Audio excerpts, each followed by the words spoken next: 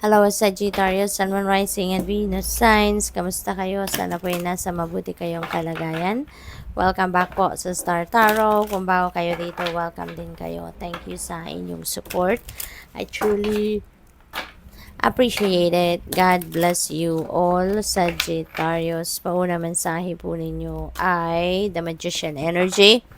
Ayan, so this is a new beginning energy, no? Si Magician, meron kayong sisimulang bagong chapter sa buhay ninyo. You are going to take charge of your life sa ngayon. Mawawala na dito yung takot, no, or procrastination ninyo na naramdaman ninyo in the past. Sa ngayon, handa na kayong mag-take action. Sa ngayon, handa na kayong gawin ang mga bagay na ine-envision ninyo for yourself dati at hindi ninyo magawa-gawa. Pero ngayon, you are taking action towards that, no? You are on the way to manifesting success. You are on the way to manifesting whatever it is that you want to manifest in your life. We have Queen of Winter. Ayan. So, sa ngayon, parang naiisip-isip ninyo, no? Na it's about time na to release or to let go anything and everything, no, na hindi naman nagsiserve ng inyong best interest or nagsiserve ng inyong highest good. You are going to focus now on what is good, or you're going to focus now kung ano ang makakatulong sa buhay ninyo at kung ano yung hindi nakakatulong, kung ano yung hindi naman naghahatid ng positive effect or positive aspect sa buhay ninyo, yan ay tatanggalin nyo na, yan ay aalisin nyo na sa buhay ninyo. Okay? So, most of you dito, no, you're going to give more focus on your career sa ngayon, on your trabaho, yung ganon.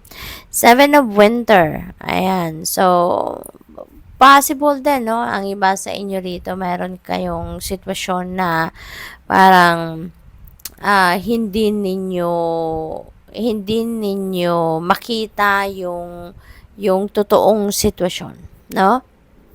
Maaari kasi na yung mga meron lang kayong focused kayo doon sa kung ano ang inyong pinaniniwalaan, but maaring kung ano man ang inyong pinaniniwalaan hindi pala yun ang totoo or hindi yun ang totoong nangyayari, no, sa inyong sitwasyon. So, you are not seeing things clearly at this time dahil siguro baka nabubulagan kayo sa ilusyon ninyo, nabubulagan kayo doon sa maling akala ninyo, no?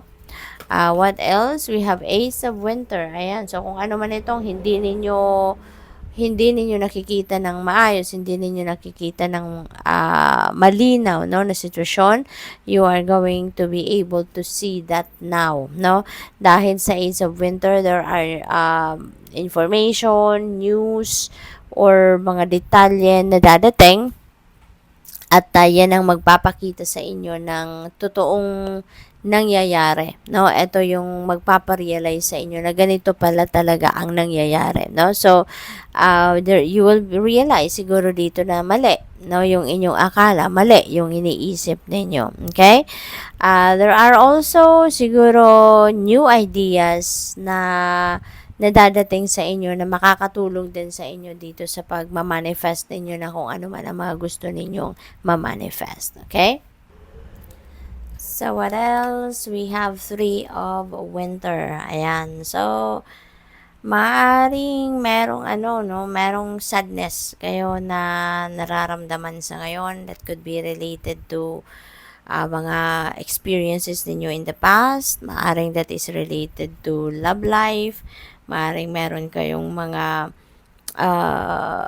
mga frustrations or baka merong rough patch na pinagdaanan in the past, no, with your loved ones at maaring sa ngayon, no, nasasad pa rin kayo, baka meron parang aftermath, no, yung pangyayaring yon hanggang ngayon. So, isipin nyo na lang, no, na wala talagang instant na mga pangyayari and even yung pag-heal, no, even yung yung healing from whatever heartache or heartbreak na nangyari, talagang it takes time, no? It's a process, hindi mamamadali, hindi natin mararush.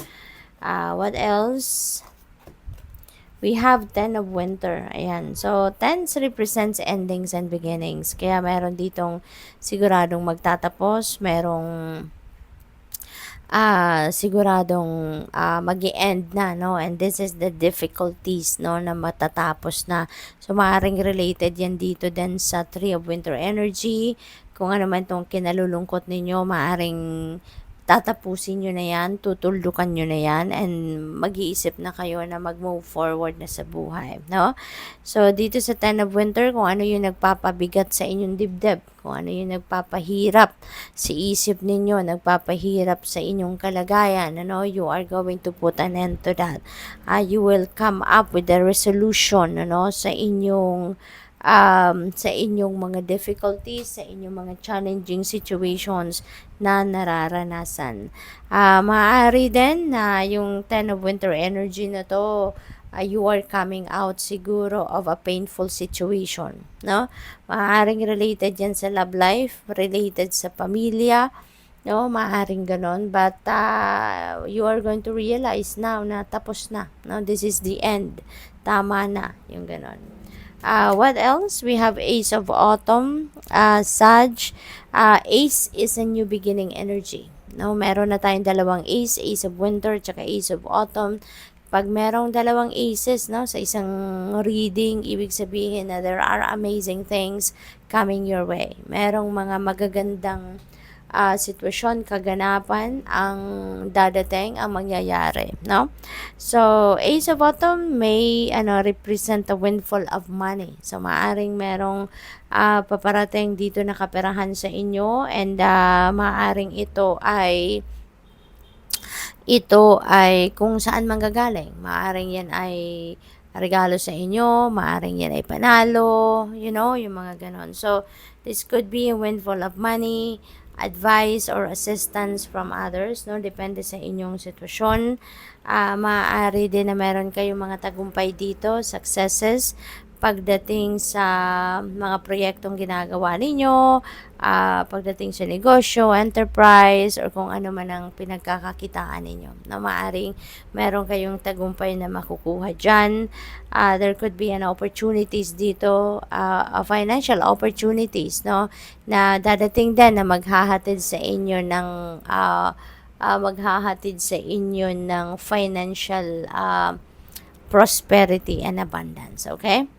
What else? We have Five of Winter. Ayan. So, maaring meron ditong someone walked away from someone dito. Maaring dahil yan sa meron kayong hindi pagkakaintindihan.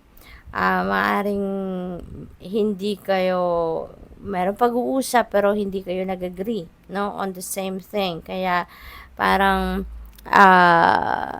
kung ipipilit ninyo yung gusto ninyo, ipipilit ninyo yung opinion ninyo, ay maaring wala din namang mangyayari. Kaya parang tatalikuran nyo na lang or tinarikuran nyo na lang ang sitwasyon na to because it's not worth your time, effort, and energy. So, good luck. Thank you for watching. Love and light. Namaste.